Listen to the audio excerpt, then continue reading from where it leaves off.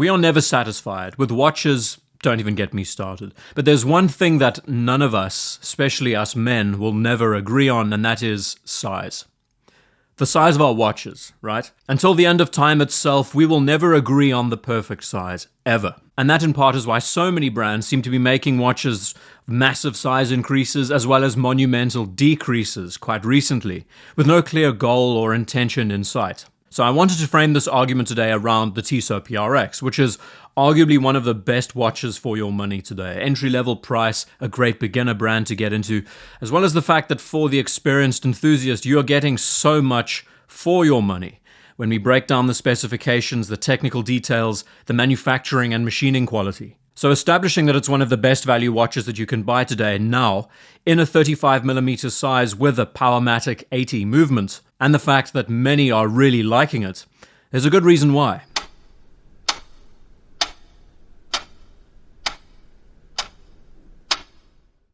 The real irony is that in my most recent video of the Tudor Royale, it begins with me critiquing the integrated bracelet sports watch and how it has become a tired, worn-out phase in our watch collecting. And I'll stand by this. I think there's such a lack of creativity, a lack of originality with so many of these designs.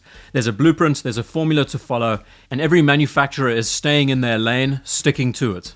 Now granted, there is some originality in places, but when you step back and have a look at it and seeing that every single watch is a carbon copy of the next one, there is a problem somewhere. But in saying that, what makes the PRX such an appealing watch overall is it's a piece that doesn't overstay its welcome. Its design is very direct, almost blunt, and in many ways it's paying tribute to its early predecessor. I'll say this, that because of its simplicity, it's a design that's going to last for decades, and it could indefinitely outlive many more icons that are far more expensive from names that are far more recognized. This is going to stay more relevant as a design for far longer. And that in essence is the real beauty of simplicity. No matter how much it costs, no matter who made it or the brand associated, it'll take on a shape of its own. And we can see that the PRX is well and truly established to be the most successful watch that Tissot has made in decades, I would say. The real advantages with this piece is that it's pulling inspiration from the 70s original. This watch, in all of its simplicity, does have an origin story.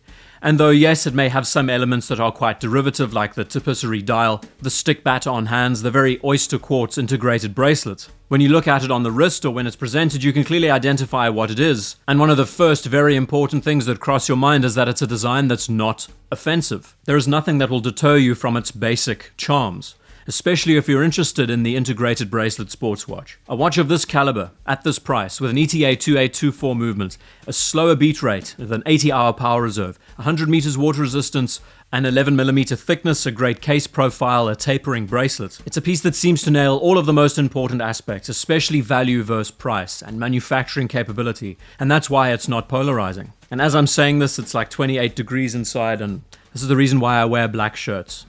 So beyond the fact that it's so well designed and well received by collectors and enthusiasts, it's a brand that also likes to play around with their sizes, and they introduced the 35mm in quartz with a couple of bright spot colors, and this was most definitely a unisex option aimed primarily at ladies. But the community very soon after asked Tissot to put the Powermatic 80 movement inside these smaller pieces, and now we have a brilliant result. But size is a very subjective thing, obviously. A 35mm watch is not going to fit very well on someone who has a 9-inch wrist. And this size dispute will never end, but what we have noticed quite recently is this sudden trend moving to smaller watches. The Black Bay 54 from Tudor, the Longines Zulu Time 39mm, just to name a few. These watches were previously established at 41, 42mm in size. Now they're coming down to 39, 37. This modern PRX originally started at 40mm and is now 5mm smaller. Now, it's very easy to just dismiss it and say that a watch is either too big or it's too small, but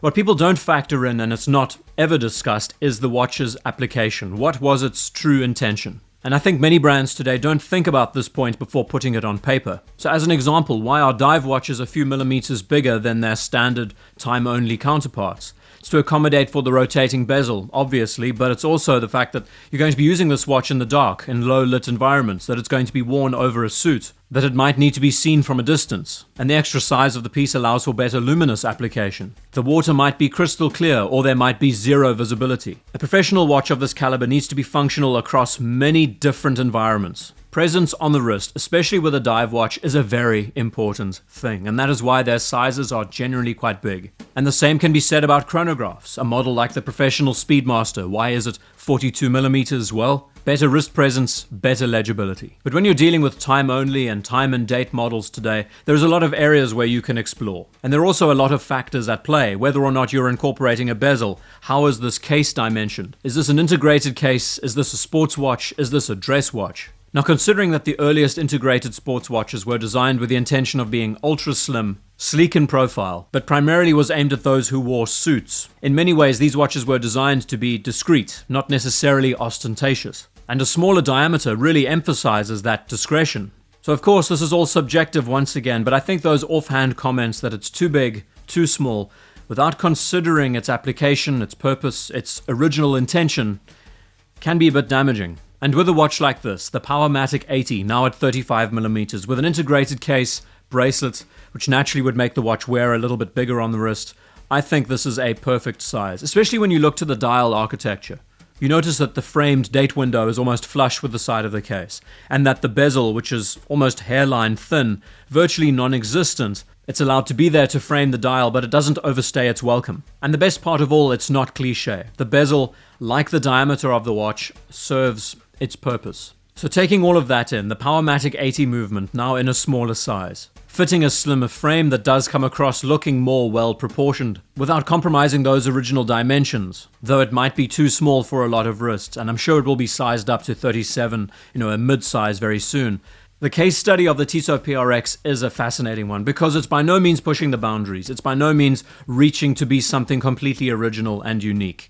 But in saying that, what it does do so well is adopt the formula that so many brands are following, while undercharging and over-delivering when it comes to build quality and price. Maybe it's not a pioneer in this space, but it is ultimately what the majority want. And for a brand to listen to all of this and follow through with such a resounding result, it's no wonder that the PRX has become such a success. And adding to that, size does matter. And sometimes, smaller watches can be better. I find these PRX collections really interesting. I've done a video about them before, but it's that whole dynamic of the fact that they're giving you everything. They're not leaving any stone unturned, and it's so good that a brand is capable of doing this, actually listening to feedback and following through. Sure, these may not be the most exciting watches in the world, they may not be original, their designs are quite formulaic, but what they do so well is that they nail every single point that the integrated bracelet watch wearer wants. And there is a massive lesson that can be learned from this that we would hope more brands will take into the future. But until then, thank you so much for taking the time to watch this video, and I'll see you in the next one.